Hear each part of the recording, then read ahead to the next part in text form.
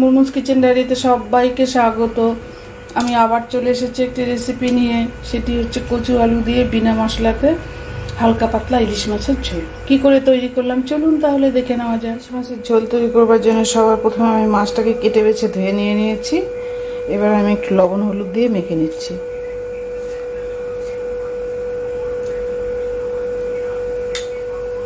দিয়ে দিলাম লবণ, এবারে দিয়ে দিলাম একটু হলুদ গুঁড়ো, সামান্য একটু দিয়ে দিলাম লঙ্কার গুঁড়ো। এটাকে আমি ভালো করে ম্যারিনেট করে নিচ্ছি।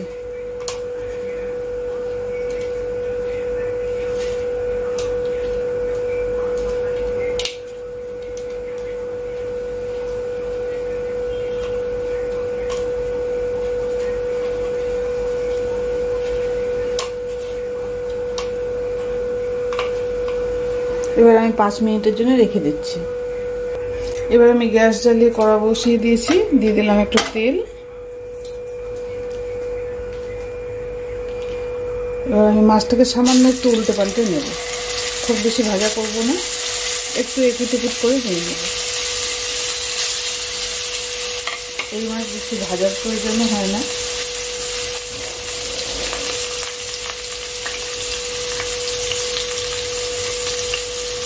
এবার আমি একটু কচু আর একটু আলু এইভাবে লম্বা করে কেটে নিয়েছি। এটাকে আমি একটু হলুদ, লবণ, লঙ্কা গুঁড়ো দিয়ে মেখে নিচ্ছি।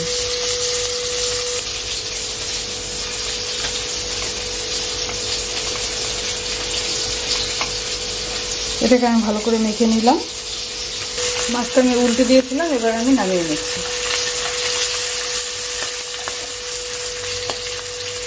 এবার আমি দিয়ে দিলাম কালো জিরে আর দিয়ে দিলাম 2টো কাঁচা লঙ্কা।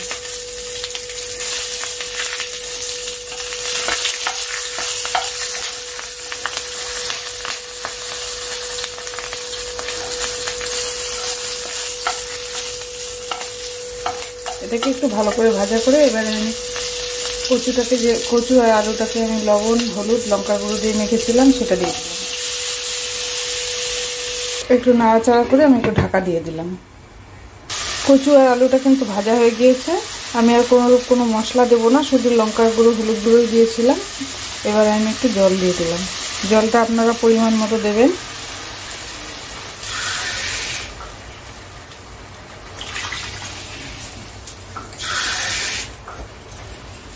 আমি 3 কাপ দিয়ে দিলাম।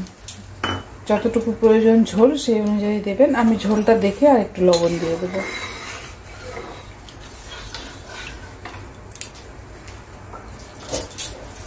এবার আমি 2টো কাঁচা লঙ্কা দিয়ে দিলাম, দিয়ে ঢাকা দিয়ে দিলাম।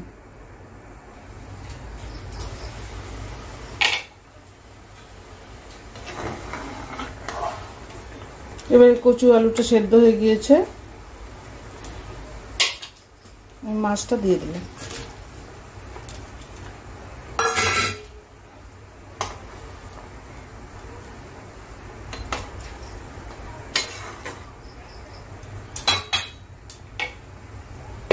একটু ঢাকা দিয়ে দিলাম।